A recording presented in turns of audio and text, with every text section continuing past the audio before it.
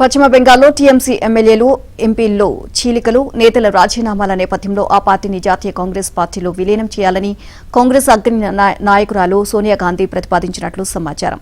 ఈ ప్రతిపాదనపై స్పందించేందుకు కొంత సమయం కావాలని టీఎంసీ అధినేత్రి మమతా బెనర్జీ కోరినట్లు తెలుస్తోంది. ఇటీవల జరిగిన బెంగాల్ అసెంబ్లీ ఎన్నికల్లో టీఎంసీ అధికారం కోల్పోయి బీజేపీ పాలన ప్రారంభం కావడంతో టీఎంసీలో అంతర్గత కుమ్ములాటలు ప్రారంభమయ్యాయి.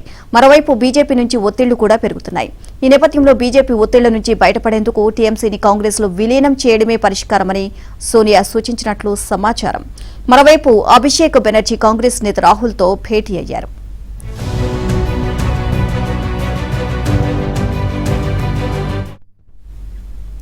టీఎంసీ అగ్రనేతలుగా ఉన్నవారు పార్టీపై తిరుగుబాటు జెండా ఎగురవేయడంతో పాటు బీజేపీ నేతృత్వంలోని ఎన్డీఏ కూటమికి మద్దతిస్తామని ప్రకటించారు. దీంతో పార్టీ భవితవ్యంపై మమత తల్లడిల్లిపోతున్నారు. భవిష్యత్తులో వచ్చే ఎన్నికల్లో ఏ విధంగా ముందుకు సాగాలన్నది మరింత ఇబ్బందికరంగా మారింది.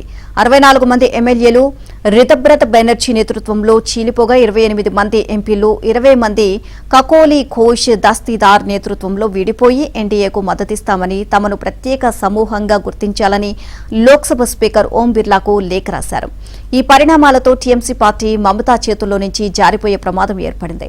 చీలిక వర్గాలకు గుర్తింపు లభిస్తే పార్టీ గుర్తు జెండాతో సహా టీఎంసీ ఆస్తులపైన హక్కులు లభించే అవకాశం ఉంది.